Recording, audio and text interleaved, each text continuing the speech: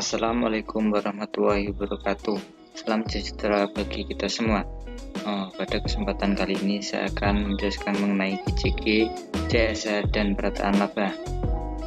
Yang pertama itu GCG atau Corporate Governance, merupakan sistem untuk mengatur dan mekanisme dalam perusahaan sehingga mampu mendorong efisiensi dan kinerja perusahaan. Penelitian ini bertujuan untuk mengetahui pengaruh GCG terhadap kinerja berbasis balance scorecard di LPD Kabupaten Bandung. Proksi yang digunakan adalah prinsip GCG yang terdiri atas transparansi, accountability atau akuntabilitas, responsibility atau responsibilitas, independensi atau independensi, dan fairness atau kewajaran. Kinerja perusahaan adalah hasil yang komprehensif. Pengukuran sistem evaluasi sama-sama komprehensif dan multidimensional untuk mencapai kesuksesan dan keterpaduan dengan gagasan kinerjanya. Balance scorecard dapat digunakan sebagai alat mengukur kinerja perusahaan karena memberikan rangka komprehensif untuk menjabarkan misi ke dalam tujuan yang ditetapkan. Yang pertama itu transparansi. Dalam penelitian ini memiliki arti bahwa pengelola LPD harus merapikan seluruh Indonesia secara terbuka tanpa ada yang ditutupi.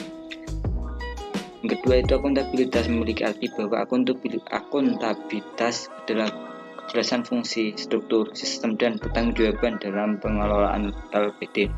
Responsibilitas dalam penelitian ini memiliki arti bahwa pengelola LPD harus mematuhi peraturan perundang-undangan.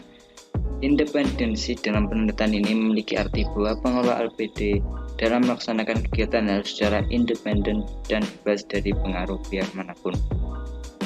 Independensi dan kewajaran tidak berpengaruh terhadap kinerja berbasis balance scorecard, di mana para prajuru LPD secara tidak langsung akan menerapkan prinsip responsibilitas yang sudah mengandung unsur transparansi, akuntabilitas, independensi, dan kewajaran pada saat LPD melaporkan pertanggungjawaban kepada keramat desa.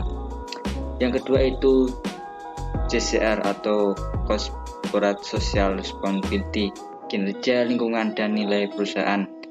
Nilai perusahaan merupakan indikator kinerja yang penting bagi perusahaan-perusahaan go public. Keberadaan sebuah perusahaan go public tidak dapat terlepas dari upaya-upaya yang dilakukan dalam meningkatkan nilai perusahaan. Nilai perusahaan adalah persepsi investor atas keberhasilan perusahaan dalam mengelola sumber dayanya pada akhir tahun berjalannya ditujukan dari harga saham. Nilai perusahaan dijadikan sebagai fokus utama bagi investor dalam pengambilan keputusan untuk berinvestasi di perusahaan. Ketatnya persaingan dunia bisnis turut serta mendorong perusahaan go public termasuk perusahaan manufaktur untuk terus mempertahankan kelangsungan usaha dalam jangka panjang dengan cara meningkatkan nilai perusahaannya. Perusahaan manufaktur adalah perusahaan berskala besar yang terdiri dari 3 sektor, yaitu sektor industri dan dasar dan kimia, sektor aneka industri, sektor industri barang konsumsi. Sektor industri barang konsumsi atau consumer goods adalah salah satu sektor dari perusahaan manufaktur yang berperan aktif di pasar modal Indonesia dan masih menjadi pilihan utama investor dalam menanamkan dananya serta termasuk investasi yang menjanjikan di Indonesia. Berikut adalah kinerja saham indeks 1 sektoral tahun 2018 pada perusahaan manufaktur. Indeks sektor manufaktur di industri dasar dan kimia, nilai terakhir yaitu 854,733, perubahannya sebesar 165.514 atau dalam persenan yaitu 24,01%. Aneka industri atau mesin, nilai terakhir yaitu 1.394,428.000, perubahannya 13.251 atau sebesar 0,96%. Industri konsumsi atau consumer, nilai terakhir yaitu Rp2.569.287, untuk perubahannya minus 292.104 atau sebesar minus 10,21%. Fenomena yang terjadi pada perusahaan consumer goods secara lebih spesifik ditujukan oleh nilai perusahaannya yang mengalami fluktuasi setiap tahunnya. Situasi tersebut bisa disimak dari grafik nilai rata-rata perusahaan sektor ini selama periode 2016 sampai 2018. Corporate Social Responsibility merupakan bentuk kepedulian perusahaan dalam menjaga legitimasi dan reputasi perusahaan. Perusahaan akan mendapatkan legitimasi dari masyarakat melalui pengungkapan CSR yang akan berdampak pada kelangsungan hidup perusahaan itu sendiri.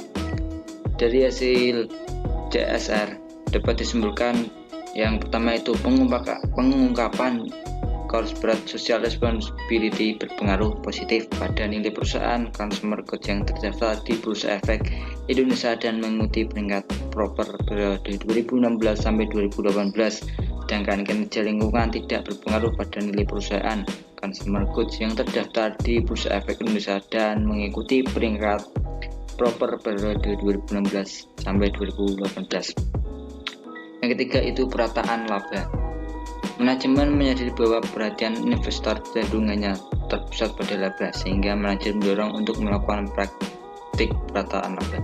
Investor cenderung hanya terpaku pada laba yang tersaji dalam laporan keuangan tanpa memperhatikan prosedur yang digunakan manajemen. Begitu pentingnya informasi laba ini menyebabkan manajer melakukan tindakan yang membuat laba akan terlihat lebih stabil.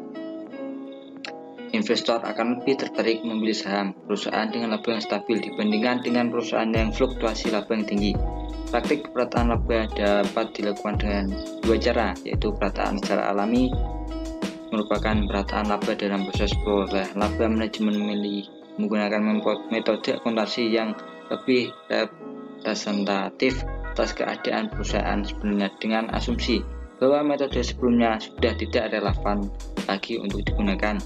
Perataan yang disengaja yang merupakan perataan laba yang terjadi ketika pihak manajemen memanipulasi waktu pencatatan akuntansi seperti memindahkan beban atau pendapatan dari suatu periode ke periode lainnya. Manajer melakukan perataan laba karena ada motivasi yang mendasarinya. Mengumumkan beberapa alasan manajemen perusahaan melakukan praktik perataan laba, yaitu mengurangi jumlah pajak yang terutang, yaitu dengan menurunkan jumlah laba dan menaikkan biaya yang dikeluarkan perusahaan pada periode berjalan, meningkatkan kepercayaan investor dan kreditur. Sebab laba yang relatif stabil cenderung memiliki resiko yang lebih rendah dibandingkan dengan laba yang berfluktuasi. Menjaga hubungan baik antara manajemen dengan kreditur, investor, dan karyawan, serta untuk memperbaiki citra perusahaan yaitu dengan menunjukkan bahwa resiko dari investasi pada perusahaan tersebut rendah. Nilai perusahaan berpengaruh positif pada praktik perataan laba pada perusahaan dibandingkan di Bursa Efek Indonesia periode 2016-2018. Hal ini menunjukkan bahwa semakin tinggi nilai perusahaan, maka kecenderungan manajemen untuk melakukan praktik perataan laba semakin meningkat.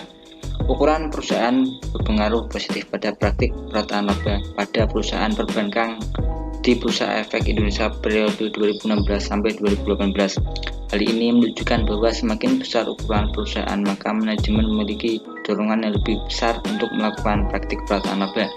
Profitabilitas tidak berpengaruh pada praktik perataan laba pada perusahaan perbankan di Bursa Efek Indonesia periode 2016-2018. Hal ini menunjukkan bahwa tinggi atau rendahnya tingkat profitabilitas tidak dapat mendorong manajemen untuk melakukan praktik perataan laba. Sekian presentasi dari saya. Apabila ada tutur kata yang kurang berkenan mohon dimaafkan. Wassalamualaikum warahmatullahi wabarakatuh.